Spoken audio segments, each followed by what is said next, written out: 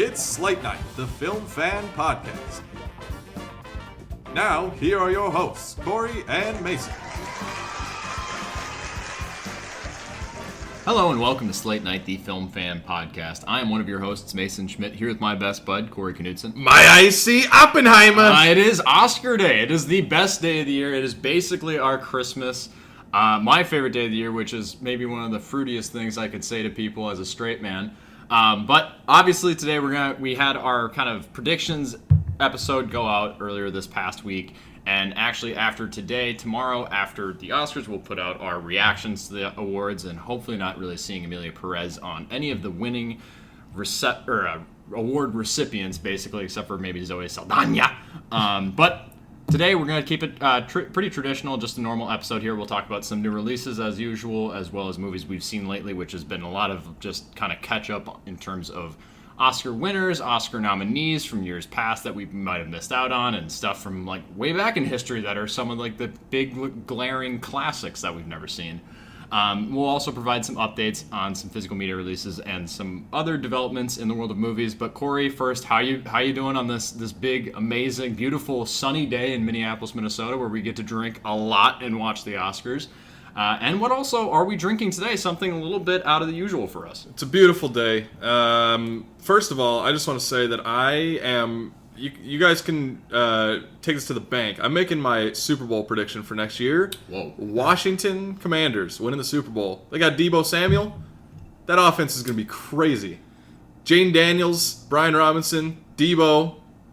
You got Terry McLaurin. That's a stacked team. Zach Ertz. I wouldn't hate to see it too. I was really rooting for them, especially after they beat Detroit late in the playoffs last year, and then they got fucking manhandled by Philadelphia. So I'm like, all right, well, maybe it wasn't in the cards last year. I'd root for them though. They came out of nowhere, and Jane Daniels is a fucking villain. He's a dog. So yeah, I saw that coming yesterday. That was tight news that Deebo's going there.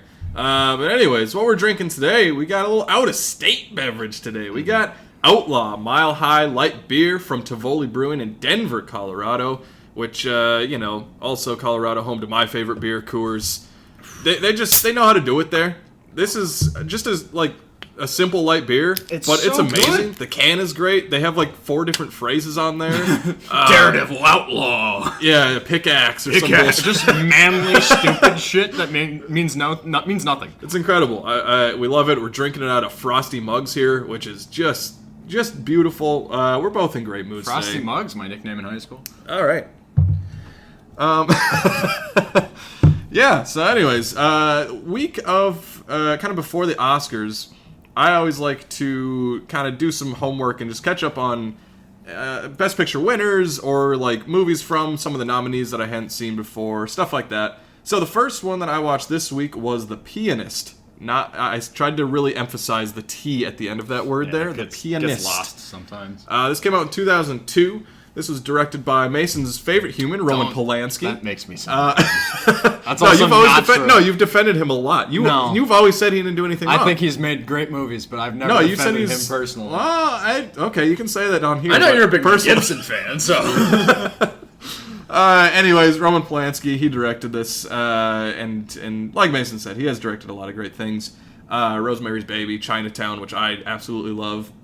And this was the movie that Adrien Brody won Best Actor for, so with him being in contention this year, I kind of wanted to check this out.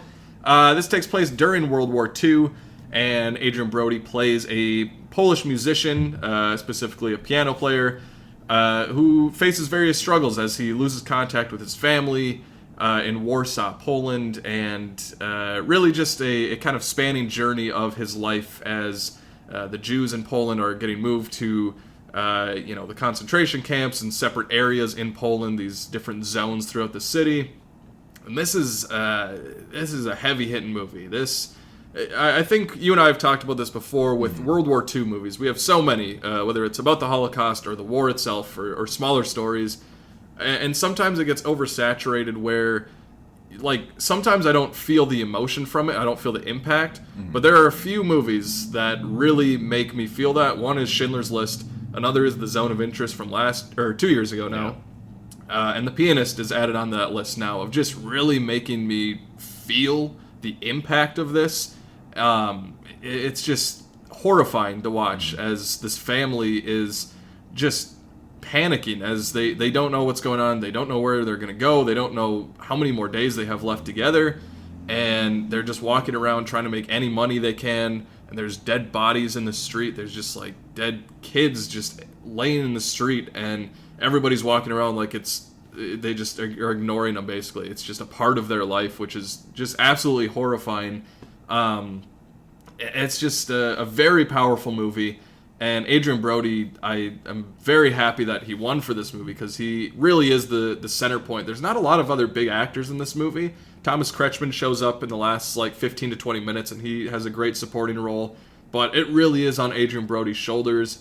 And it's one that I think is a really important watch, too. It just, I think that's kind of like I mentioned before. It's just sometimes we hear about history, and if we weren't living in it, you kind of lose that impact sometimes. But movies like this remind me of wow, this may sound like a dumb understatement, but these were real people going through just an absolutely awful point in history, and this movie just reminded me of the impact of that. And it was recognized well at the Academy Awards. It was nominated for 7 Oscars. Like I said, it won Adrian Brody his Oscar. And then Roman Polanski won for director, and it got adapted screenplay. So I was happy to catch up on this one, but it is a very heavy one. Just a heads up if you haven't seen it and are looking to watch it. Yeah, I haven't seen The Pianist. It's kind of one of those big ones from the past 20 or so, 23 years now, that I've missed out on in terms of big awards, caliber films. And it's mostly just the subject matter. It takes a lot for me to kind of get in, not even get in the mood, but being able to sit down and watch a movie like The Schindler's List or Pianist or Zone of Interest, like you said. Zone of Interest was a gut punch. Just disgusting the way it made everyone, and I feel in our theater feel, and just the silence that came afterward. And it's just, they're not easy watches, which I'm happy that there are films like that out in the world. I think it's good to not always be comfortable in a movie you're watching. And obviously, kind of what you said with World War II movies, sometimes we can kind of get oversaturated with the different kind of perspectives. But yeah, this is still going to be kind of a glaring missed assignment for me that I haven't seen yet. It feels like, at least the way you describe it, Adrian Brody at the center of just massive epics in tragic storytelling for Pianist and now in Brutalist, and we'll find out later on tonight if he ends up sweeping up that award too. But he is just such a undeniable talent. And I think that he, regardless of what happens tonight, in both The Brutalist and from the sounds of it from The Pianist, he is just able to hone in and handle such massive traumatic material and really weight it down into something that's relatable and emotionally relevant to you. So yeah, Pianist I haven't seen. Roman Polanski is also kind of hit or miss. The 2 movies that you referenced here, Rosemary's Baby and Chinatown, I love Chinatown. One of my favorite noir films. It's in my top 100. Rosemary's Baby I actually don't really love that much. I appreciated it more than I actually like it. Kind of the famous thing that you coined of, I understand and I recognize that this is a good movie, but it doesn't work for me. So Roman Polanski, like I said, hit or miss. It's definitely a movie I still need to go back and see. It's just hard to get ready for that. But after I kind of looked through the show notes this upcoming week and getting ready for what movies we're going to be watching, and I was like, there's not really a lot of new releases out, and I was happy to look at the show notes and see that you were kind of just sticking to your guns and watching a lot of old Oscar movies. So I was excited to sit down and watch all that jazz. A film that I got purchased for me from an ex-girlfriend's roommate 5 years ago. And it's just been sitting on my shelf. I have the Criterion of it. And I love Roy Scheider, who's the lead of this film. Jessica Lange's in it. And Ranking. And the film's directed by Bob Fosse, who directed Cabaret. I see that you put your cursor at the very end of the synopsis, and I'm really worried I'm going to read the synopsis and you're just going to type something that's going to make me laugh. Oh, no, sorry. I was just looking through the starring, and I saw you'd put Roy Schneider. I always think it's Schneider. So I just took out the end just right before that, and then it just moved How sweet of you. So, How sweet of you, just to make sure I don't bumble and fuck it up already. Anyways, the synopsis, when he is not planning for his upcoming stage musical or working on his Hollywood film, choreographer and director Joe Gideon, played by Roy Scheider, is popping pills and sleeping with a seemingly endless line of women. The physical and mental stress begins to take a toll on the ragged perfectionist. Soon he must decide whether or not his non-stop work schedule and hedonistic lifestyle are worth risking his life. The film is a semi-autobiographical tale written and directed by the legendary Bob Fosse, as I mentioned. Nominated for 9 Oscars, including Best Picture and Director. It won 4 Oscars, deservedly so, for editing, set and art direction, costume design, as well as original score. This was a movie that I've had on my shelf, like I said, for a long time, just kind of collecting dust, and I needed an excuse to really like force myself into just putting this into the Blu-ray player and sitting down and watching it, and wow, was this one of the best edited anythings I've ever seen. Watching this movie, which like I was in high school theater, like it's not like 1-in-1 the same to what he's doing and what he's handling, but just like the choreography and like coming up with how a thing's gonna look on stage. And just seeing a genius that's good at what they do, just mastering something, and you just watch just him throw everything at the wall, and you're like, I don't know if it works, and he's like, no, trust me, it works. And whereas I don't like the movie Tar, this felt like Tar to me. Like this, if Tar worked, this is what this is. After watching the movie, my favorite director of all time, Stanley Kubrick, I saw that he put out, I think it was one of the trivia things, that this is one of the best movies he says he's ever seen, and I'm like, yeah, I that makes sense to me. It is some of the most just like cathartic, visceral imagery, and it's, like I said, so well edited. It's about this man kind of coming to grips with his life as he's just working himself to death. Everything works for me. Roy Scheider is one of my favorite actors in Jaws and Sorcerer. He is amazing through and through, and he really just takes hold of this entire film. And it's devastating to watch this man's life dwindle and have him kind of be hospital ridden, and he's held up at the hospital for so long, and his family's coming to see him, but all he wants to do is work and keep working on what he's doing, and it's such a good cautionary tale. But yeah, the editing, the direction, costume design, through and through, it was one of the most visually just outrageous things I've seen, especially once you get into the latter half of the film, where you start to see his kind of decaying mental state and how that kind of seeps through the screen, and it's something just wild to watch. So I would definitely recommend All That Jazz. I feel like in terms of like a lot of recent, like people that like the Oscars, they might have heard of All That Jazz. I'm sure people in our generation have no idea what the fuck this movie is. And it was a movie I was like, I don't really want to watch it, even though someone got it for me. But I'm happy I did, because it is just like you'll be, there's before and after All That Jazz. When you watch this movie, they'll be like, oh yeah, I used to like movies like this. And then you watch All That Jazz and you're like, huh. You need to make some changes. Some things are different. But what a wild, awesome movie. Yeah, so I haven't seen All That Jazz. I remember when we lived together, it was on your shelf of like things you needed to watch for the entire 2 years that we lived together that I just did not touch. But just like kind of hearing the synopsis and hearing a little bit about it, I don't know if this is true or not, but it reminds me a little bit of like what Damien Chazelle does with like people pursuing greatness. Is it that sort of thing, like a Whiplash type thing, where somebody like a perfectionist, like trying to get something perfect? You get that, but it's also, it seems like it's an addiction for him, and like he has to do it. He's compelled to do it, but you also feel like he doesn't want to be doing this. And there's truly like one scene in the entire movie where you see Roy Scheider's character happy, and you're just like, whoa, like that, and it sticks out like a sore thumb. It's when he's watching his daughter and his girlfriend dance in their apartment, and he just like has no worries at the time, and it's like, wow, this is the one in this 2-hour plus movie, the one like chunk of 3 minutes where this character is genuinely happy, and he's just set up in this same routine, this schedule of waking up, taking a shower, popping pills. It's showtime, like he says it every day in front of the mirror. It's showtime, and then he goes and puts on his show, which is just running a gauntlet in terms of choreographing this amazing show that his ex-wife is at the lead of, and also working on this directorial effort that's about this kind of failing comedian almost, and how he puts all of his creative efforts into that, but it's to a degree that he's like being consumed by it, and it's just a man being just he's decaying on screen.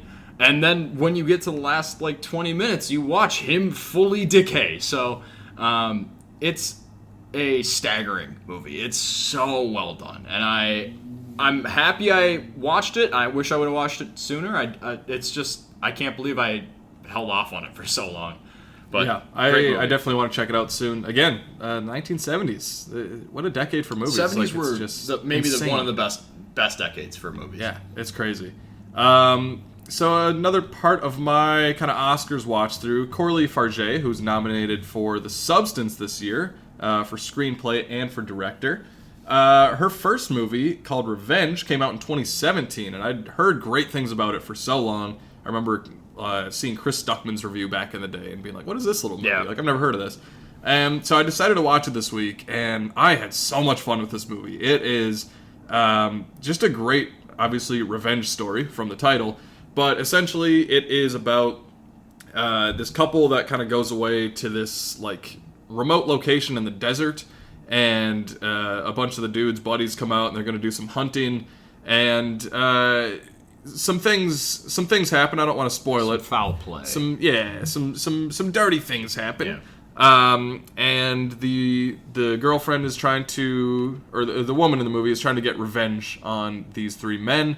And this is, I love movies that have a simple premise. And sometimes, like, the word simple can sometimes mean, like, dumb or just, like, stupid, whatever, yeah, like, plain. not much to it. But this movie is not that. It is simple in the sense that it's a clear motivation for this character. You're rooting for this character from just seeing the first act of this movie. And it's just, it knows exactly what it is, and it's a great, like, I always love seeing a director, their first movie, and then seeing how that translates into their later films. So you can feel the vibes of, like, this kind of gory, like, bloody elements from this movie into The Substance.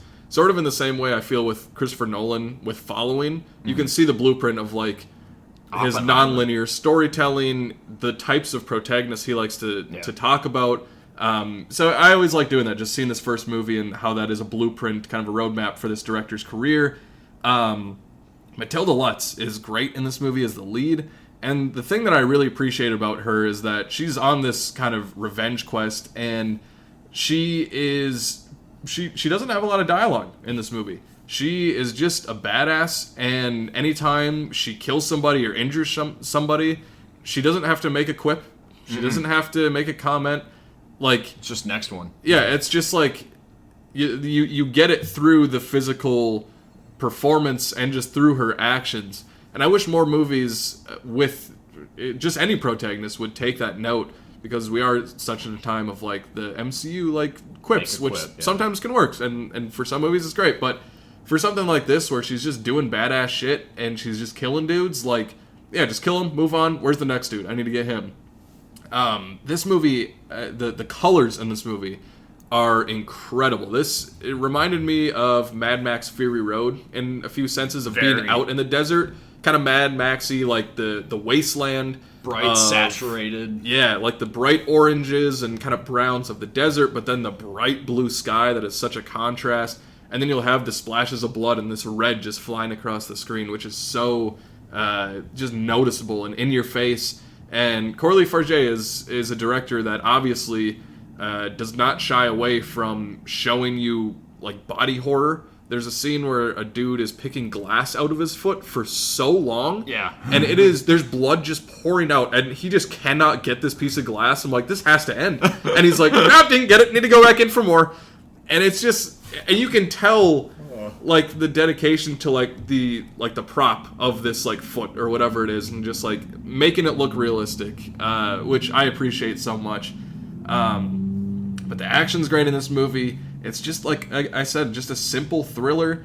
And there's also, the end of the movie, there's a great action scene where the woman and the man that she was with are in a house, and they're just going around this kind of, like the square of a hallway, and they both are going around it and are, like, trying to catch up to each other but stop and see if one's going to come around the corner.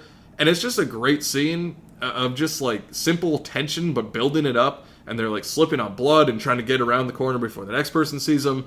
It's just really great, and I would highly recommend this movie for just supporting small movies and watching a director that clearly is getting a lot of love, which I'm happy about, and I cannot wait to see what she does in the future, just because I love both of her movies so much. Yeah. I remember, I didn't love Revenge. I've only seen it one time, but I think I saw it after Stuckman's review of it, and I was just like, all right, I'll go check this out. And I was like, whoa, what the fuck is going on? Like, that movie is pretty wild. that look, the saturation of it is very like Mad Max Fury Road. It has such like a distinct style to it, and they don't try to over-explain certain things. They just let the movie happen, and you just roll with it. And I think that's, again, it's that description of like simple or plain, but it's not like in a derogatory or a negative. It's just this film knows what it's doing, and it sets out to do it in a very straight, cohesive way. I thought, the action, the visceralness of a lot of the movie is something that definitely shines through into The Substance, which The Substance, I love that movie got nominated for Best Picture this year. It is such an awesome movie with great practical effects, and you can see where that started with Revenge. Revenge is a really underseen movie, I feel like, and if you're a big fan of The Substance, I definitely would recommend going back and checking out Revenge, because it's definitely worth your time, and it's a very, I don't know if fun is the right word, but it's a very engaging watch, at least. While Corey watched Revenge, a movie that came out, I believe it was a number of years, like 2017. I honestly forget the exact year. 2021. Never mind. You have the year right next to the I title. do have there. the year right next to the title. Dumbass. Yeah. Okay. This is supposed to be a good day. We're supposed to be nice to each other. Flea from 2021, directed by Jonas Pohar and Rasmussen. The film is about a man who looks back over his life as he grapples with the painful secret that he's hidden for right around 20 years, one that threatens to kind of derail the life that he's built up for himself, as well as his soon-to-be husband's life. I was really interested in this movie. It was a movie that I remember when it got nominated, I just completely missed out on it, but it was nominated for 3 Oscars, and it was kind of the distinct pairing of these 3 Oscars, which has never been done before in history. It was the first time that this has ever occurred, but it was nominated for Best Documentary Feature, Best Animated Feature, and as well as Best International Feature. And it was the first film eligible for consideration in all 3 of these categories. It was something that, like, one of my favorite movies of all time. My favorite animated movie. This is my favorite animated movie of all time. Waltz with Bashir from, I think it was 2007. It has such a distinct style, and it's a true story about a man kind of documenting and going over his past life. And that there's a lot of overlap between Waltz with Bashir and Flea, and it's a documentary. It's this man recounting his life in Kabul, Afghanistan, and how he had to flee, and kind of the forced displacement that his family experienced, and how they were basically just trying to send each sibling off in different directions, trying to get out of Kabul, trying to get out of the Soviet run regime, and to get out of Afghanistan, to get to Sweden because they had a brother there. And it was just this man trying to live his life. And I don't want to spoil what the secret is, but it's this man Amin interviewing I can't even remember his name. I need to pull it up. Amin is being interviewed by Jonas, and Amin is detailing his life about how he had to flee, and it's just harrowing. It's a story about just trying your best and trying to, like, at all costs, trying to get out of where you're at. And it kind of made me think of Porcelain War. It kind of made me think of No Other Land. The documentary is nominated this year of people just forced displacement and the horrors that come with it.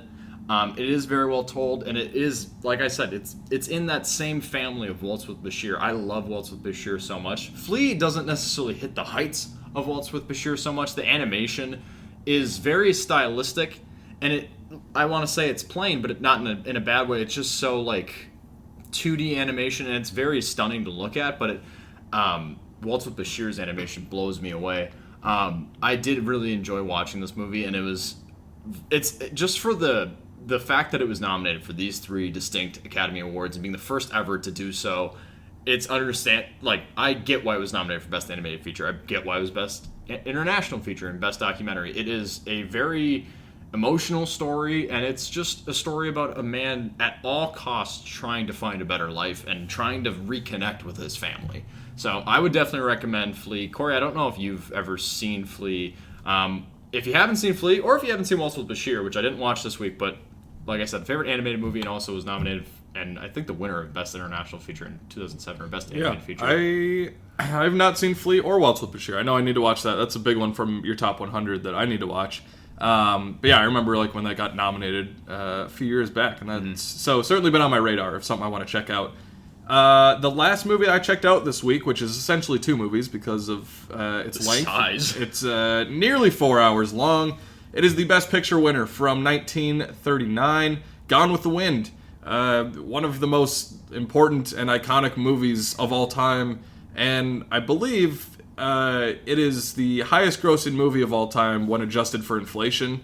I think that's right, and then Star Wars, A New Hope I is honestly right never there. understand the adjusted for inflation things, and I'm like, you know what? I just kind of throw that argument out the window. I'm like, you know what? Avatar made the most money ever. You can say adjusted for inflation, but we have streaming services now, and people chose to see Avatar or whatever a lot, and Gone with the Wind came out, and people had horse and buggy. So like, what the fuck? So Like, Carry On could be the highest grossing movie of all time. Who knows? yeah, the Netflix release, Carry On, Or yeah, Bright, for sure. maybe? Bright, yeah. If Netflix would ever release their accurate numbers, yeah, Yeah. that'd be interesting. But anyways, it's just kind of interesting, just the popularity of this movie Yeah. back in the day. It's directed by Victor Fleming, who also directed The Wizard of Oz in the same year. So that's insane. Dude was just rolling. But this takes place during the Civil War and Reconstruction periods, and follows a sheltered and manipulative Southern belle, played by Vivian Leigh, and a roguish profiteer, played by Clark Gable, as they face off in a turbulent romance as the society around them crumbles with the end of slavery. So this is a very sprawling movie. Like I said, it's nearly 4 hours long. It was nominated for 13 Oscars, so it's just as good as Emilia Perez. Like I mentioned, it won Best Picture, Best Actress for Vivian Leigh, Best Supporting Actress for Hattie McDaniel, Director, Screenplay, Cinematography, Art Direction, Editing, and it got two kind of honorary awards. One for the use of color in a movie. This was the first movie in color to ever win Best Picture, and it also won a Technical Achievement Award. So, I mean, this movie, it's one that we've both just obviously heard about so much. It's Any like- film fan, or Yeah. even like just normal people like Gone with the Wind, you just know about that movie. This is like the Mount Rushmore or like level of classics. Like Yeah. Gone with the Wind, Godfather. Like there's like a distinct like set of higher up leveled films like Gone with the Wind where everyone knows it, even if they haven't seen it. So, which is I haven't seen it because it's so fucking long. Yeah, and I had to split this one up over. I watched it in like 2-hour chunks just to break it up a little bit. But I really dug this movie. Sometimes when you watch classics, it is one of those things like we mentioned earlier. Like you appreciate it more than you like it. Yeah. With this movie, this was one I genuinely really liked and would rewatch sections of this movie for sure. I really loved the first 2 acts of this movie, which is about 2 hours and 20 minutes, so a full movie. But I love the time period of the Civil War and kind of like Reconstruction after that. I just find that very interesting. And seeing these two people, Clark Gable and Vivian Leigh, as they kind of come across each other's lives in these various points, and you know, it's this Vivian Leigh plays Scarlett, and she's part of a wealthy family, and they have all their fancy dresses and their gowns and their mansions and all their stuff, and then that goes away as the Civil War starts, and they have to try and cope with what's going on there and the changing world that they're in. And Clark Gable's he's just like this suave guy that's always coming in and like, hey, Scarlett, you ready to maybe marry me yet? And she's like, no, I'm with this other guy. And he's like, all right, well, maybe I'll revisit this in a couple I'll circle years. back. Yeah, I'll come back. But I really liked that kind of relationship in the first 2 acts of the movie, and I loved seeing just the fallout of the Civil War and how it directly impacted these people. The last act of the movie is very much about their relationship, very specific towards them, and sort of leaves behind some of the other bigger story elements and some of the other supporting characters that I thought filled out the world nicely in those first 2 acts. So I think it's definitely worth a watch if you are a film fan, just to kind of, even if it's just checking it off your list of watching this movie. Yeah. Because this is one of the most important movies of all time. Like, it really is. And there are so many shots in this movie that just seem so ahead of their time. Like, just silhouettes and, like, a orange background. Like, things you see from Roger Deakins today. Yeah. That are incredible. The score of this movie is just booming and powerful. And something I noticed throughout is that the score is going for almost the whole movie. I think I was reading something that there's 3 hours of score recorded for this movie, which is insane. Like you don't hear of that, like, obviously now, even with like a 2-hour movie, like scores maybe like a half of that or something. Yeah, it's like, I feel like 40 minutes is, and like they'll reuse same bits of it. But Right. Like 3 hours of original score is insane. It's incredible. So this was one I was very, very happy to check off the list, and just watch a Best Picture winner before the Oscars. And yeah, I'd recommend checking it out for you. I know someday you will probably get around to it. It's just a matter of like committing to sitting down and watching it. I feel like if I'm ever in like a retirement home or nursery home, that's like the time to check in with Gone with the Wind, when I have like 5 hours to spend on a Sunday evening just randomly. Like, oh, Vikings lost. All right, Gone with the Wind. Yeah, I will say that it actually moves. Yeah, how at was a the pretty pacing good of it? pace? Like it moves. I was never bored by this movie. I was always interested in it. The performances are all great. Hattie McDaniel, especially as Mammy in the movie, she's great. So yeah, I actually really dug watching this movie, and very happy to have seen this big part of cinematic history. Yeah, one of the things that like kind of comes up for me, at least when it's, all right, I need to sit down and watch this classic that's like 70 or 80 years old, and it's like, it already feels like a chore before I even start the movie, and then it's just, all right, is it going to feel like a chore the entire time, or is the movie going to show its hand and it's going to win me over? Is it going to stop being a chore and now I'm in the movie and I'm able to engage and interact with it in a way that people back then were able to watch it and be like, whoa, this is insane. Didn't watch Gone with the Wind, but for me, the case that week was watching Shane from 1953, directed by George Stevens, director of Giant with James Dean, as well as A Place in the Sun. This movie, I feel like, in terms of its relevancy in my life, was from Logan. Yep. In 2017, seeing Hugh Jackman, and everyone had those comparisons to Logan, especially certain distinct scenes from Shane. There is a lot of carryover and a lot of kind of shared space between those two films. But the film stars Alan Ladd, Jean Arthur, Van Heflin, and Jack Palance in a very commanding antagonist role. The synopsis is pretty plain and simple. It's an ex-gunfighter defends homesteaders in 1889 in Wyoming. He's just moving north. Like, it's just a gunslinger, which you don't really learn much about him until he starts to show what he's really talented at. Like, oh, this man can shoot a little too good. Okay, you have a past. But it's just this man who's moving north. He finds this rancher who just needs help with his land. He's like, fuck it, I'll help you. Why not? And some of the best scenes are just these two guys trying to remove a stump from this man's land.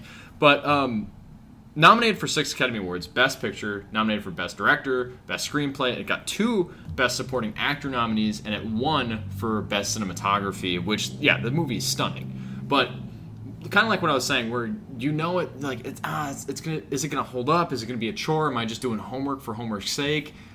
How quick is this movie gonna win me over? Within the first, like, 2 shots. And there's something just so, like, nostalgic and comfortable of westerns, and seeing, like, the big text and the title cards, and you hear the score seeping in, and you're just seeing, like, the great American, like, North, and you're just seeing all this just, like, sprawling field. And it's something that just immediately just feels like home to me. I love westerns, and being able to watch High Noon a couple of weeks ago, and now watching Shane for the first time, it's been one of the best discoveries of my life.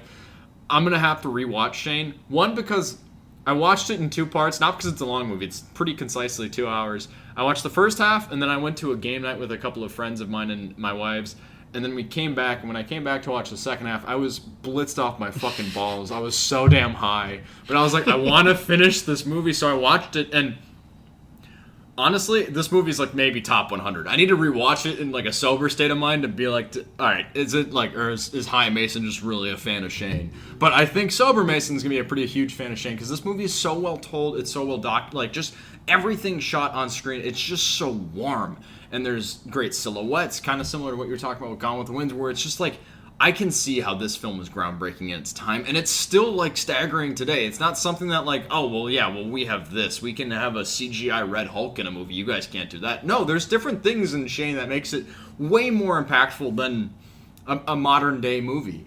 The performances, especially by Alan Ladd, and I love Alan Ladd, who plays Shane, and his kind of dynamic with Van Heflin, who plays, I believe his name's John, or John Starlet or whatever. But their just camaraderie and their companionship of just these two guys, like, just setting out to make a stake, make a claim, and stand up for the land that they own, as this basically a gang just coming in and being like, hey, you got to get off this land. We're going to sell it. Like, get off, like, move. And he's like, no, we have a right to this land. You sold it to me. I bought it from you. And now I farm on it with my family. And it was just such a simple story of an ex-gunfighter defending homesteaders. And it just works. And there's Shane as a character is everything I think any modern day man aspires to be. Just a stoic, kind. He's not quick to violence, but because he knows he will win. It's like that Avengers quote about Bruce Banner, like I to see a man that walks away from a fight because he knows he'll win. Shane is very much that guy. He knows he can fucking fire off a 6-shooter and put 6 holes in a man's brain before he has the gun out of the holster. Like, he's like, I got you. But he doesn't need that. He's like, no, I'm gonna be kind. I'm gonna go about my way. I'm gonna express my opinion. I'm gonna say, hey, you know what? Let these homesteaders have their land. There's no problem in what they're doing. They're trying to make an honest living. They have families. And a man throws a shot of whiskey in his chest, and he doesn't fight him. He just, okay. All right. And he walks out. Comes back. He's like, can I get 2 shots of whiskey? Throws him at the other guy. I'm like, all right, I like you. I like you. I like that you're standing up for this. It's just such a great classic Western. Similar to High Noon, it was a movie that caught me way off guard, and it immediately won me over within the first couple of frames. I loved this movie, and I can't wait to watch it again because I wouldn't be surprised if this, and even potentially All That Jazz from this past week, make it into my top 100. It was a great week of movies and watching old classics that I missed out on, so I always really love this time of year with the Oscars. We've had a lull in the theaters because no one really wants to go see Last Breath. So I'll just watch a bunch of... What? You know, I'll watch Woody Harrelson say, he's not going to die. Gotta go deeper. Gotta go deeper. We'll save him. Simu, go deeper. Pause. But it was just such a good week of watching classic films, which I can do this every week, but the Oscars just brings about kind of a time where you can just celebrate great pieces of work and great pieces of cinema that you missed out on. Gives you that great opportunity. Yeah, I need to watch Shane. Like you said, I had first heard about it from Logan, just that little clip that Laura's watched in the movie, so definitely want to check this one out. As far as things coming out this upcoming week on March 7th, big one is Mickey 17, Bong Joon-ho's new movie. It's shuffled around release dates a few times, but we're finally getting it in theaters. Bong Joon-ho, his last movie Parasite was big surprise at the Oscars. Changed how the Oscars See Best voting. Picture, yeah. Yeah, I think that's a very influential movie. Also director of Snowpiercer, Memories of Murder, which I'm going to watch this week because I haven't seen that in preparation. And The Host, I'm going to watch that as well. So I'm going to watch both of those. A lot of people really love Host. Host didn't fully work for me. But Memories of Murder, I think that's going to be your shit. Right on. I'm stoked to watch both of those. Snowpiercer, what a great movie. Yeah, so Best underrated. Chris Evans has ever been. Yeah, I would agree with that. Robert Pattinson, he's playing Mickey 17, who is fucking known 17 Mickeys. Yeah, they're known as Expendables in this universe, and he's going on a dangerous journey to colonize an ice planet. I've seen the trailer a few times, but I don't know all the specifics really, but there's a bunch of clones of you can sign up to be part of this expendable program, not with Sylvester Stallone, but we'll talk about Expendables, all 4 of them sometime. Just the first 3 actually. All four. But yeah, so I don't know, the concept for this looks really interesting. I love original movies coming out with unique concepts. And Robert Pattinson is obviously great. He's one of the best actors, and if you still refer to him as Twilight Guy, shut the fuck up. Go look at his IMDb and see how many great things. Watch Rover. Yeah, watch Good Time. He's great. But we got a good supporting cast here: Stephen Yeun, Mark Ruffalo, Toni Collette, Naomi Ackie. I'm really excited for this one. I haven't seen a Bong Joon-ho movie in theaters, so this will be my first one, which is pretty cool. But yeah, I'll definitely be there opening week, and I'm sure both of us will have some thoughts on it next week. Yeah, I haven't seen a Bong Joon-ho movie in theaters either. I love Parasite. That was, even though I'm salty because 2019 Oscars, or is that technically 2020 Oscars? Yeah. That was the one movie that broke my ballot. I had a perfect ballot up until Best Picture, and I was like, Parasite's not going to make history right now. I'll just give it to 1917. Even though I'm happy that Parasite won Best Picture, and then Parasite got announced, I was like, surprised everybody. Just pissed and also thrilled at the same time. Like, fuck yeah, but damn it, I was so close. Bong Joon-ho, I think he does such a great job of making really serious movies that have really cheeky humor in it at times. Especially, you'll see that in The Host. Like I said, I didn't love The Host, but it's overall a really good monster movie. I love Parasite. Parasite is phenomenal. I could talk till the fucking sun went down and came back up about that movie. Memories of Murder, I'm excited for you to watch. Robert Pattinson is easily one of my favorite actors, and Stephen Yeun as well is really growing on me. Mark Ruffalo can do no wrong, especially in Poor Things. You have been thrice fucked. You've been thrice fucked. Oh my god, he's so good in Poor Things. But yeah, I can't wait to see Mickey 17. I've heard relatively good things, and I think that this is going to be a really good satirical sci-fi film about just the expendable work culture of America, potentially. So I'm excited to see it. I know you're really excited for Mickey 17, as am I. It's in our top 10 most anticipated. Obviously, there was a glaring mistake when we made those lists because we forgot to include In the Lost Lands, which also happens to be coming out this week. Directed by one of the greats, Paul W.S. Anderson, director of Mortal Kombat, Alien vs. Predator, the actual good Alien vs. Predator. That movie's good. That movie's fun. I like that movie. And also the Resident Evil movies, so if you wanted to just watch all those movies and then commit suicide, I wouldn't blame you. I'm going to say Mila Jovovich, because that's how I always say her name, even though it's Mila Jovovich. But also Dave Bautista, who I love, are starring in this film.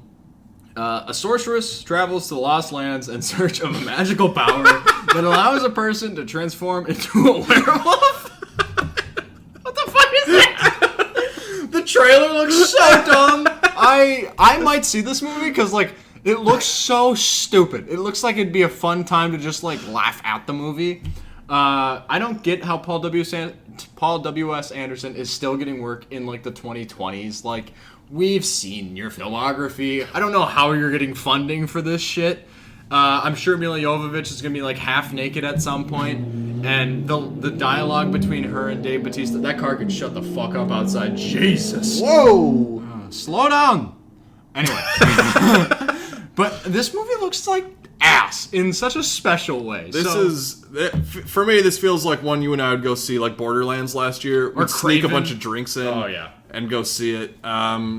I will always stand by Alien vs. Predator. The first one. I think that movie's good. Yeah, I always caught that on FX as a kid, and I was like, this movie's awesome. If you're doing a movie called Alien vs. Predator, you need to hit that tone, and I think they do in that movie. And the first original, the Mortal Kombat movie he did, I didn't mind. But since those movies, it's just been ass. Just not good. I didn't see Monster Hunter. I've heard some people are fans of that. I think that's his last movie, maybe? I feel like that was his most recent. But also, if he had a movie in between now and then, I wouldn't be able to tell you. I don't fucking keep up with Paul W.S. Paul W.S. Anderson. Who's better, Paul Thomas Anderson or Paul W.S. Anderson? The amount of times I've confused that, I was going to bring that up. It's so bad that they're so close in terms of their names, because one is an amazing director, and the other one made fucking There Will Be Blood. So... Right. Yeah. No, obviously Paul Thomas Anderson is amazing. I love him. Licorice Pizza is kind of meh, but Paul W.S. Anderson. You're having some troubles with that. WS is hard for me. You're throwing another S in there. WS. Another S at me. But yeah, I'm not too. Fuck it. I'll go see it in the Lost Lands. I'll rip this movie a couple of times. Yeah, let's go get drunk and watch it. That'd be fun. On the TV side of things, very, very excited for this. It's finally happening. Shut the fuck up. I'm joking. Shut this the is actually, fuck I agree up. with in terms of TV. I don't really watch TV, but I'll probably watch this week to week. We have got Daredevil Born Again coming out on March 4th after just what a crazy saga of the 3 seasons on Netflix, which are great. The whole Defenders universe that was on Netflix. It was off of Netflix. We didn't know if these characters were ever coming back. Then they popped up in, Daredevil, Spider-Man No Way Home, and She-Hulk, and Kingpin's been around. So, yeah, I mean, this is... Daredevil, the Netflix show, when it was first coming out, is one of the best shows, and I think that sort of gets forgotten. Oh, yeah. Everyone talks about the great shows, but nobody ever brings up Daredevil.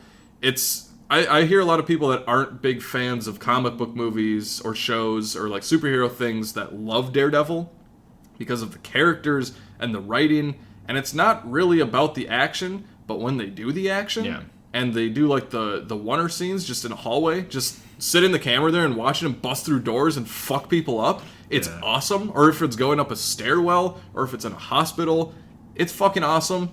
And especially this Daredevil Born Again, now that it's in the MCU, really went through a weird thing too, where they started out and they're like, "Yeah, it's gonna be kind of jokey and fun, and we're gonna do this," and everyone's like, "No, don't do that."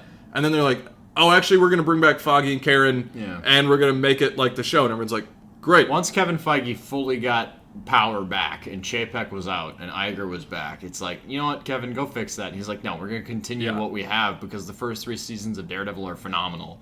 Why wouldn't we build off of that? And also, like, it'd be so weird to bring back the same actors and not follow up what you have in the previous 3 seasons. Do you think I'll be kind of upset and disappointed. I'm hoping to God.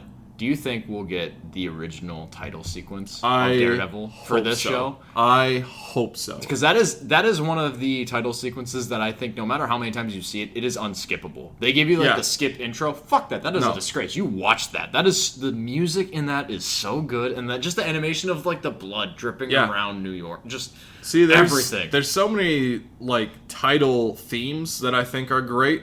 Like Sopranos is great, and Breaking Bad. Game of Thrones. But there's very few that have the combination of the music and the actual visuals of it that are incredible. So they would be absolutely fucking stupid to not do that.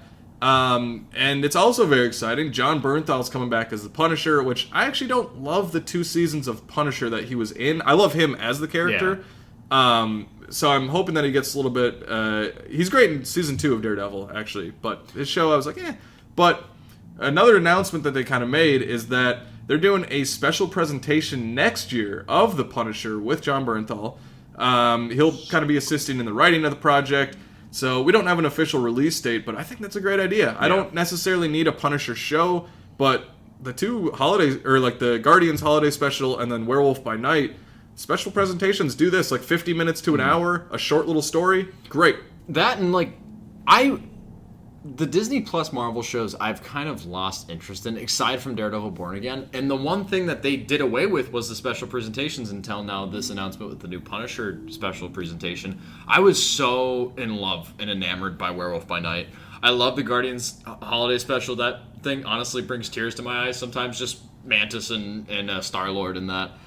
So I'm happy that they're bringing that back, because I honestly think if you wanted to just only do special presentations about these characters and not do a lot of these Disney Plus shows that you're doing, I don't need an Echo show. I don't need fucking Falcon and Winter Soldier. I feel like that show especially, maybe make it a little concise story instead of having a 6-episode show with 30 subplots. So I'm happy about the Punisher special presentation. If you had to rank the 3 previous Daredevil seasons in order, best to worst, how would you rank them? I'm going... It's pretty close. I mean, there's not a bad season this. I distinctively have a last place. I'm going 1, 3, 2. I think 3 and 1 are very close for me. I think both of those I could say is my favorite. I always just love the origins of, especially like a suit, and I love, like, not even his suit in the first season, just like this mask and like his black shirt that he has on. Like, that's sweet. Season 2 gets a little bogged down with like the hand, and then Elektra's in there, which I don't dislike any of the storylines. It's just that there's so many in there. Also, I do want to give a shout. Or sorry, first, what's your ranking of it? It'd be 3, 1, 2. 3, 1, 2. Okay. The flip of 1 and 3 for you, which, like, honestly, it's any given day I could probably flip back. I just love Bullseye in season 3. Yeah. I love that dynamic between him and Matt Murdock, and I just love when fucking Matt as Daredevil is just screaming in Wilson Fisk's face, like, I beat you. I did it. Like, fuck you. Oh, it's some of the best television I've seen in a long time. I remember, it's so nostalgic, too, watching those seasons. That was, like, 2014. We were still in high school watching that shit. And they'd make, like, references to, like, the Avengers, but they couldn't really say it. Yeah. They'd say, like, to New York. They'd say, like, oh, the event in 2012 about, like, first Avengers movie. Also, I just want to shout out, because Daredevil's also in... The Defenders, which was just 1 season. I really like that season of TV. I think it's great. Sigourney Weaver is really good in that, and just seeing like Jessica Jones, Luke Cage, and even Iron Fist in there, like, I think that's underrated and kind of gets hated on a bit. So if you haven't seen that, like, give that a rewatch, because it's pretty good. I might need to watch that. Oh, you haven't seen it? I've never seen it. Oh, really? I remember distinctively watching the first, I think there's 3 seasons of Jessica Jones. I only watched the first 2. I watched the first season of Luke Cage, and I actually really dug Luke Cage. I didn't watch Iron Fist. I watched all of Punisher and all of Daredevil. And honestly, Daredevil seasons 1 and 3 and Jessica Jones season 1 are like my 3 favorite seasons of any of those Netflix Marvel shows. Jessica Jones as a character, bring her ass back. She was amazing. For sure. So I can't, this, like I would say, I'm not a big TV person, especially with Disney Plus Marvel shows, but this will be like event week to week episode watches. Can't wait for this show. And the fact that season 2 is already going to be coming next year, and we got with that this Punisher special presentation. I love John Bernthal as the Punisher. His show, kind of like what you were saying, like he's great in it, but I don't love the material they're giving him, or I wasn't as interested in like the villains that he was going up against, but I can't wait for it, so I'm really eager for that. Honestly, almost as much as I am for Mickey 17. So it's going to be a really good week coming up. In terms of physical media and what we purchased lately, I decided to go back and purchase from 2024 2 of the films that I think have some of the best writing in them, and that would be A24's Heretic. I got the Blu-ray of that. I also picked up the nominee for Best Original Screenplay, A Real Pain, on Blu-ray, which I was so fucking thrilled by because that came in the mail, but it came with a slip. And that slip was in pristine condition. Thank you. No bent corners, no weird creases. Perfect slip. Can't wait to rewatch those movies and hopefully to see if A Real Pain has a really solid chance going into this evening for Best Original Screenplay. I'd love to see it win, but regardless, it is one of the best written movies of 2024. And then this time of year, it makes me nostalgic for when I started really watching the Oscars because it is my favorite day of the year. But I remember kind of the early like 2010s, 2011, 2012s. That's when I really got into it when like The Artist was coming out in King's Speech. So I decided to pick up 2 of my favorite Oscar-nominated films that I don't own at the moment. So I picked up Les Mis from 2012, the 4K Blu-ray, as well as Argo from 2014 Best Picture winner. I love both of those movies. Like I said, they make me super nostalgic for this time of year, for the Oscars. And also, Argo, if you haven't seen it, I feel like it's a Best Picture winner. When you bring it up, you find out a lot of people haven't seen it. It's so worth your time. It's such a good watch. It's one of the best directed movies of that year, even though Ben Affleck didn't get nominated for Best Director that year, which is crazy. He won it at the DGA, but wasn't worth the nomination, I guess. But I'm excited to sit down and watch all 4 of these new movies that I added to my collection. I also finally got my Hundreds of Beavers pre-order that I ordered fucking 3 months ago. So nice. I'm happy about that. But yeah, big week for me in terms of picking up some physical media. Yeah, I went to Walmart this morning, a Walmart that is very well stocked. There's like one around Egan? us the Egan one. They have all the new releases out. I almost got Nosferatu. I'm still holding out hope that I can get the Steelbook because I like the look of that a lot. I know you got that. Sexy. But I decided to pick up Wicked on 4K. And when I was there, I was looking online to see if they had the Steelbook because I prefer the artwork a little bit on that. And it's out of stock on Walmart, but on Amazon I was looking. I'm like, maybe it'll be on there, $95. So I'm like, you know what? Let's get the 4K. Got a slip on it, so. Nice to have a Best Picture nominee this year and likely Oscar winner tonight. So happy to add that one to the collection. I will say, even with the 4K, the Blu-ray release, as well as the Steelbook, I got the Steelbook. The artwork on the Wicked stuff is kind of just lackluster. It's just them standing. Like, there's a lot of cool stuff they could have done. Yeah, I feel like put Oz, put the big mechanical big bitch wizard of Oz, put him on it. Like do something cool with it. It was just Cynthia Erivo and Ariana Grande standing, which love them both in the movie. But I feel like it's Oz. I would have loved the shot from the opening of the movie with like the hat sitting in the water. Oh yeah, like that on a Steelbook. Perfect. Would look great. Yeah, but anyways. Happy to have it. Coming out this week on March 4th, 2025, we have Gladiator 2, which I will not be getting. Kraven the Hunter, which actually I might get. That's a crazy thing. The back-to-back of that, yeah. Red 1, fuck that movie. Den of Thieves 2, Pantera. I'm not terribly excited for any of these. I wouldn't be surprised if I randomly got drunk and picked up the Kraven Steelbook. But yeah, Corey, what about you? Are any of these that are really fucking scratching an itch for you? You know me. I'll get Kraven at some point. Yeah, you have to. Did I get you that Madam Web Steelbook ever? No. I owe you that. I know you've talked about it for like... I feel like if you win the Oscar ballots, I'm getting you the Madam Web Steelbook. All right, yeah, we do have to make our bets, so okay, we'll have to think of another one. That'll be good. The Gladiator 2 Steelbook, I actually kind of like that, and I enjoy that movie enough, so at some point I'll pick that up, but not like right away, not for $35, $40, whatever it is. But maybe you'll find it down the road for $95 on Amazon. That's right. I can't wait for that. Moving into some movie news, kind of our last awards roundup before the Oscars tonight, obviously. We had the SAG Awards last week. They took place a couple hours after we recorded our episode. But it was just threw another wrench into the predictions. We had kind of the known ones. Supporting actress went to Kieran Culkin and Zoe Saldana. Best actress went to Demi Moore, which helped a little bit to guide my Oscar pick and pick her for Best Actress, because that was one where I'm like, I need a little bit confirmation here. Dude, I don't know. I don't know. We talked about it in the predictions. It's a scary category. I don't know. Best Actor, Timothée Chalamet. I loved his speech. I thought it was great. Yeah. A lot of people were giving it backlash. He was essentially talking about how he wants to be one of the greats, and he was like, this award is great, but I want to continue being one of the best actors of all time. And he's like, people don't normally talk about this in their speeches. They normally thank people. Yeah. And I'm like, I love that. I think he's respecting the award he's winning. He's respecting the legacy of actors to come before. Like, he mentioned Daniel Day-Lewis, Viola Davis. Who he looks to, He's like, I respect these people, and I want to be one of them. And I think he's on his way to being there. So I love that speech. And he never once said, I'm here. I did it. Like, he's not gloating. He's not trying to, like, he's being relatively humble. Like, this is giving me ammunition to keep going. Yeah. I aspire to this level. I'm not there yet, but this is going to tell me to keep going. Right. I loved his speech. I thought it was getting incredible. Pissed about it, I think, are just low IQs. He's, Timothée Chalamet is our generation's Leo DiCaprio. Oh, for sure. I will always stand by that. I think he has the same kind of career as up, like, to this point. Yeah. So I thought that was great, and again, kind of throws a wrench into the Best Actor, where it's like, I think Adrian Brody's got it, but still, I could see it tipping this way. And I also see Ralph Fiennes getting some momentum too. Maybe. So it's kind of a three-dog race at this point, and I don't think tonight is the night Timothée Chalamet walks away with an Oscar. But we'll see.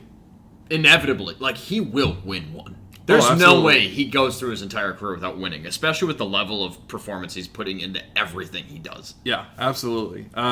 Speaking of Ralph Fiennes, Conclave took the Best Ensemble Award at SAG, which is great. I love it. I think that, like, when you're looking at that award specifically, like, the best cast ensemble in a movie from this year, and, like, who was nominated, I think Conclave absolutely deserves that because of how differing this situation is with all these different popes and their backstories and their history.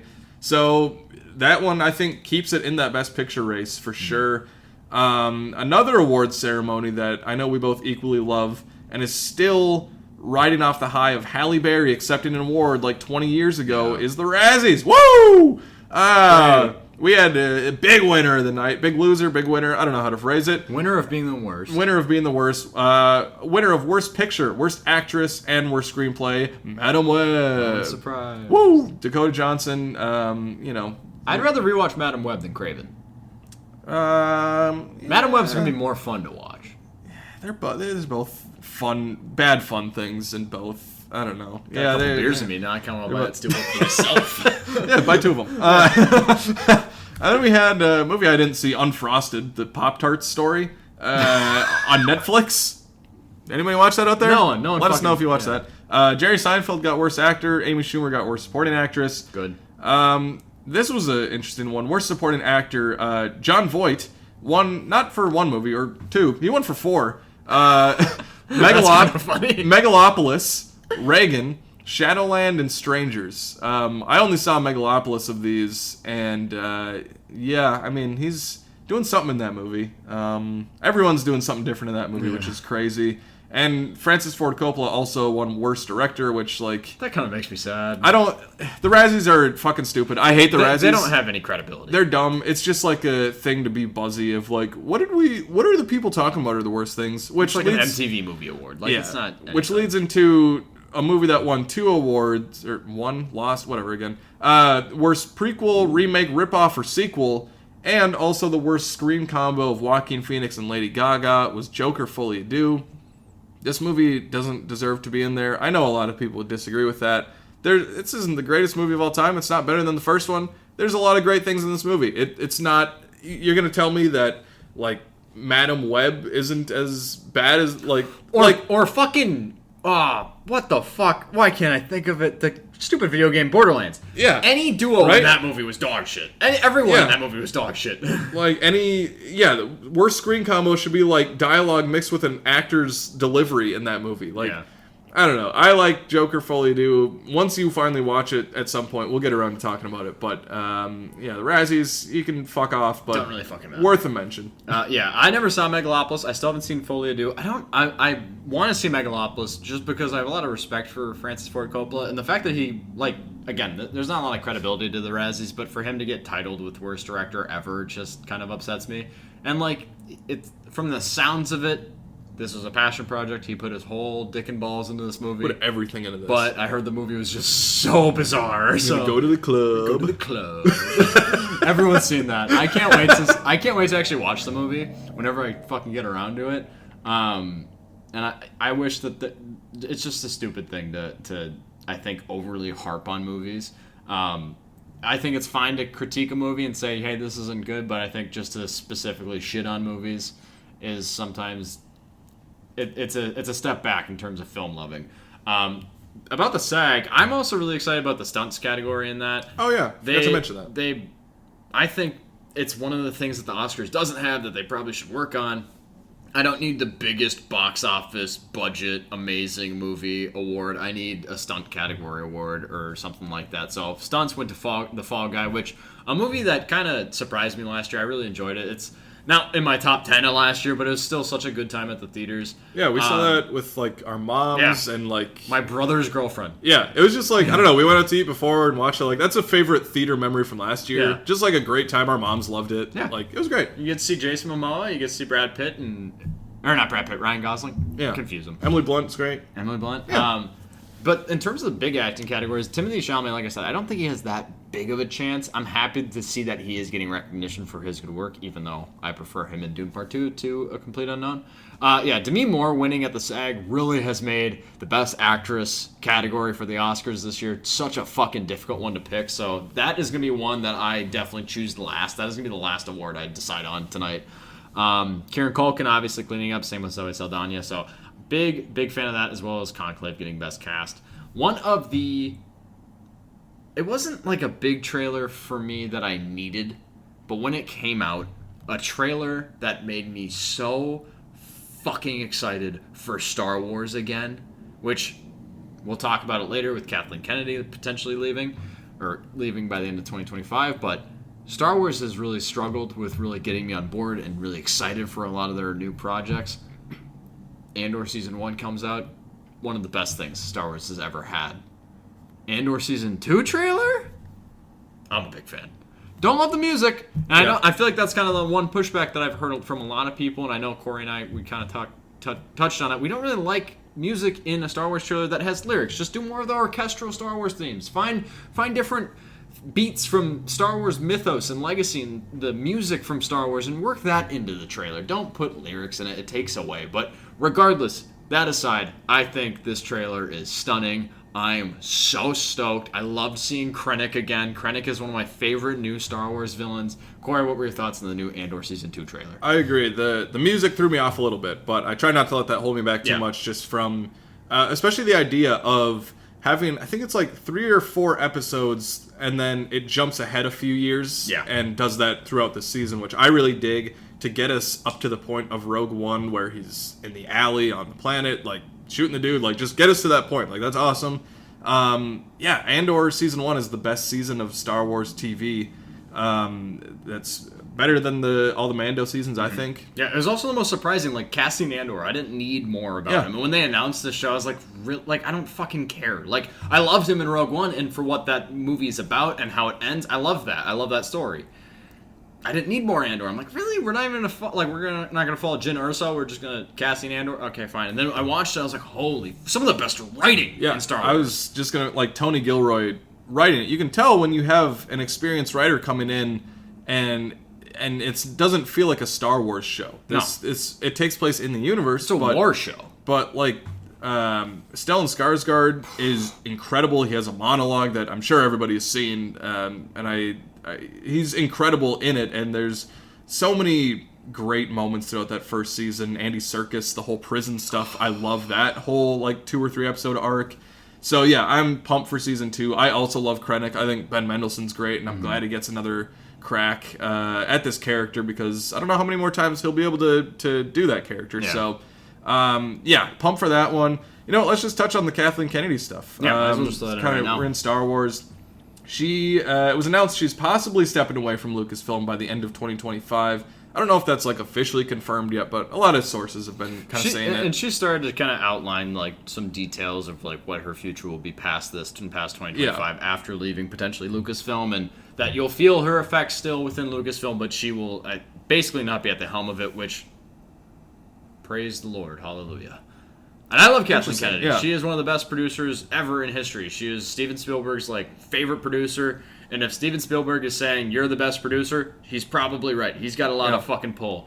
But I'm excited to see her go, because the amount of times I've heard a project announced and then never see it, I'm tired of it. It's interesting, yeah, because like you mentioned, I think when people say Kathleen Kennedy today, they're like, she has ruined Star Wars and she just sucks.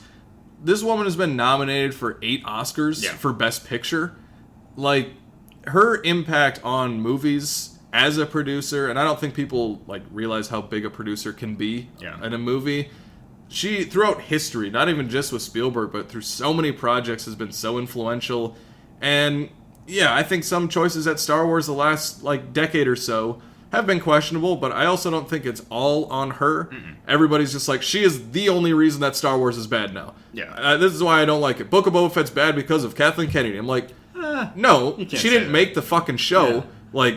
Maybe she greenlit it, but it's... I don't know. So I obviously love Kathleen Kennedy, and I'd be curious to see if Dave Filoni, Jon Favreau, if somebody else comes into Lucasfilm. And by the way, this is not just Star Wars. If they ended up doing another Indiana Jones stuff, that's which I don't want them to do, obviously, but that would be a part of it there. So yeah, some big news, and would certainly be an interesting decade of Star Wars that I think has more highs than lows. Yeah. And I don't think a lot of people would agree with that. Mm-hmm. Yeah, I honestly, to run through them, I love The Force Awakens. I love The Last Jedi a lot. It is actually my 3rd favorite Star Wars movie for those that don't like Last Jedi. And if you don't like me because I like The Last Jedi, then there's something wrong about you. I love Rogue One. I like Rise of Skywalker more than most. I will acknowledge it's not the best film ever, but I enjoyed that movie. Solo's fun enough. It's fine. A lot of the movies haven't really disappointed me. It's more just the Disney Plus shows that have disappointed me, but you can't also just say, oh, it's all Kathleen Kennedy's fault. You can't just all point the finger at her being the issue. My big grievance with her is just the nonstop greenlighting and then axing of projects. Remember Rogue Squadron? We had Patty Jenkins on a fucking runway in a fucking X-Wing saying, yeah, it's coming. Where'd that go? Well, that's gone. So I'm just excited to get fresh blood into the franchise to kind of help shepherd into it. Hopefully more films, because I want Star Wars to be on the big screen. Less Disney Plus would be great. Star Wars is made for the theatrical experience. I don't even know if I want it to be Jon Favreau. I want Jon Favreau to have more freedom to kind of go about directing and just making his shit, because I love Jon Favreau. Dave Filoni, I wouldn't be surprised if he's a higher up. If he is the one that takes over for Kathleen Kennedy, I wouldn't be surprised. I kind of just want it to be a random dude, that I don't fucking know. He's oh yeah, this dude's good at being ahead of a studio, good at producing. He's in charge. Sweet. Sold. I just want to see Star Wars back on the big screen, and I feel like Kathleen Kennedy has kind of gotten in her way of doing a lot of the announcements, and then, sorry, never mind, it's not going on. Maybe Paul W.S. Anderson will step in. Oh my god, yes. Head of Lucasfilm. Exactly. That'd be perfect. Great. Yeah. Another trailer that released, we got just a brief little trailer. We got Shrek 5. Everybody's been clamoring for Shrek 5. Yeah, this was a weird one. Yeah. This was interesting with Puss in Boots: The Last Wish kind of being the last Shrek universe movie or whatever it's called, I guess. And that movie being so great, and kind of a little tease at the end almost of far away. the Shrek people coming back. The animation in this looks horrific. How did you fuck it up? How does 2002 animation look better than 2025 teaser trailer? I hope this is a Sonic situation where we bully them enough and they change it, and it looks so smooth and clean and digital. I need Shrek's dirty. He's a big fucking ogre. They make him look so clean. Yeah. And the detail of the animation, I will say the animation in the quality of it has probably improved, but the design of Shrek, I'm like, what did you do? How'd you fuck him up? Why are his eyebrows so light and like tweezed? Like, why does he look so clean? Him and Fiona both, like, they've changed a lot, and I'm like, they look like they both had plastic surgery in this universe. Which it takes away from what this announcement trailer was supposed to be about. I feel like with Zendaya joining the cast, it's like, oh hey, Zendaya's here, but everyone's like, well, what's wrong with Shrek? What is this? Yeah. We need to correct this. It's weird. Like, so I'm excited about Zendaya being added to this cast because Zendaya is one of our generational talents in terms of acting. So I'm excited to see her, obviously, in anything she's in, unless it's Challengers. But this animation in this trailer is just such a what the fuck happened? Like, what are you doing? But it comes out Christmas 2026. That's we a have lot time of time. To bully him. We have time to bully him. We have time to Sonic this. Get out there. Get on your forums. Get on your Reddit. Everyone go to the... if you're in an apartment building, go to the roof and yell. Go. Count of 3. Yeah, bully him. Yeah, fix Shrek. Hashtag not my Shrek. Hashtag fix Shrek. Hashtag fix Shrek. Aside from those trailers, the trailer that I was most excited about because it has my fucking boy, Tom Hardy at the lead. Havoc released the trailer, directed by Gareth Evans, who is the director of The Raid and Raid 2. Awesome action films. This film is coming to Netflix. It's going straight to streaming on April 25th this year, but it is a action movie with my fucking boy in it, so I'm so excited. I love Tom Hardy. It's also a stacked cast between him, Timothy Olyphant, Forrest Whitaker. The trailer looks pretty basic. It's a cop story, and shit's happening, and I'm sure there's crooked cops, and there's straight cops, and Tom Hardy's just going to bulldoze through it in Tom Hardy fashion, and I can't fucking wait, because I love him so goddamn much. Corey, what are your thoughts on this trailer? I'm excited. I watched the trailer. I kind of have a confession. I've not seen The Raid or The Raid 2. So, I need to watch those in the week leading up to that. Have you seen Dread? Yeah. Okay, you've seen The Raid.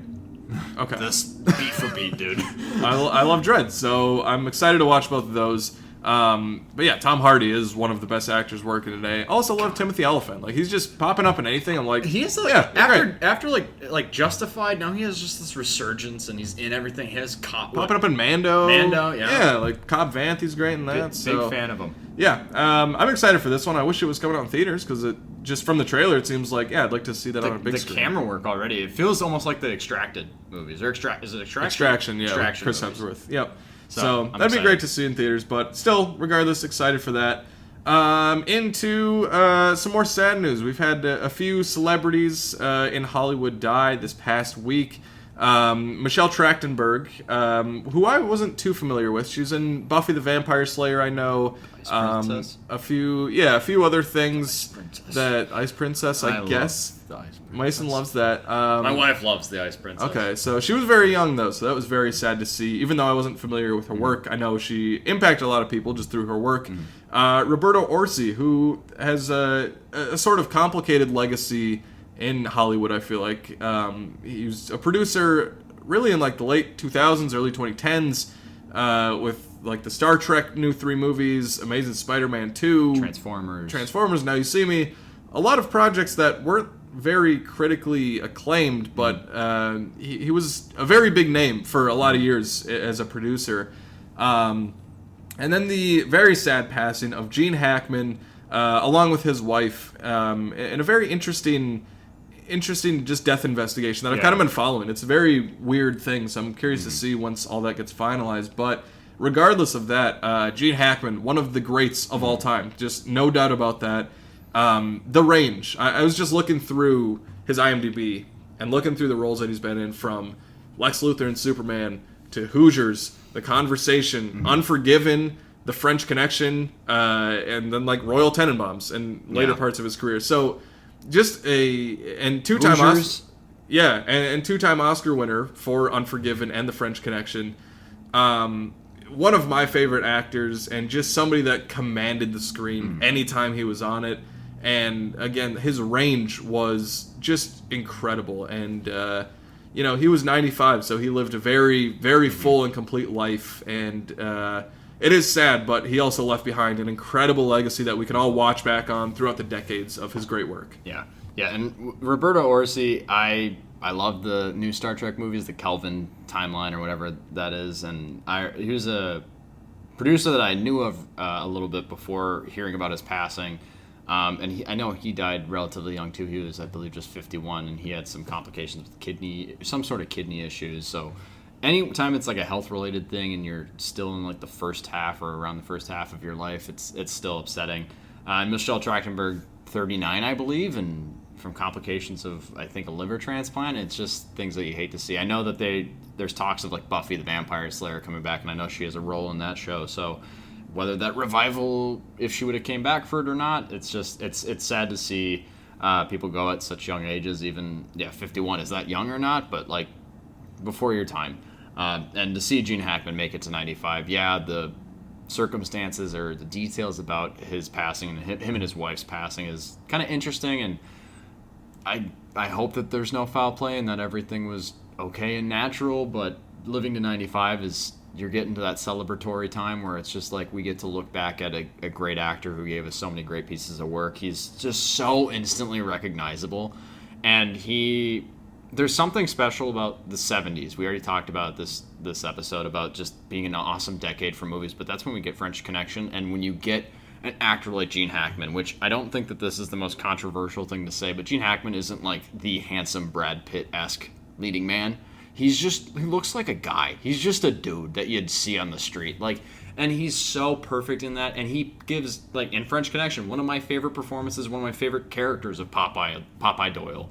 I love him in that movie. I've been able to grow up with him. I originally didn't love the movie Unforgiven, but I've since gone back and rewatched it, and he is, regardless of if I like that movie or not, he is phenomenal in that movie, sensational. Hoosiers is a perfect sports movie. Just, there are little things that you couldn't say about Gene Hackman. Like, this man is one of the greatest actors that we've ever had the privilege of being able to watch. And it's still sad, but we're lucky to have so many great memories committed to celluloid that we get to go back and revisit because of him. So, sad passing, but and overall a sad week, but a lot of great legacies left behind by these phenomenal people. Well, I know we're ending off on kind of a bit of a down note, but we are going into the Oscars. We will have an episode up likely tomorrow of our kind of reaction to a lot of the wins and maybe reaction to some of the ones that should have won or whatnot. And we'll give a little heads up in terms of who won our betting pool between me and Corey. But regardless, thank you for sitting and having some liquor drinks with us. Be sure to try, what is this, Outlaw? Outlaw is great. This amazing light beer. It's like, and maybe we're hyping it up too much because like you'll try it and be like, yeah, it's just a beer, but like it's good. It's perfect for what it is in that way. You got a 12-pack for $10. 12-pack for $10. Gilly, that's like Busch Light numbers. It's fantastic. Colorado knows what they're doing, man. Yeah, get some liquor drinks in you. Thanks for watching. This was our 18th regular episode of Slate Night, the Film Fan Podcast. Be sure to follow us on Instagram and TikTok for more in-depth movie reviews and news, and subscribe to our podcast. Leave us a review if you can. I think on Spotify we have a 3-star rating. I'd be less mad at that 3-star rating if they put context to the review, just so we can know, like, okay, well, yeah, maybe who was it? Yeah, no, not even that. Just like tell me what I fucked up. I want to be better. But also, like, fuck you. In the world of film, it's not just about what happens on screen, but also about who's sitting next to you in the theater. From Mason and I at Slate Night, that's a wrap.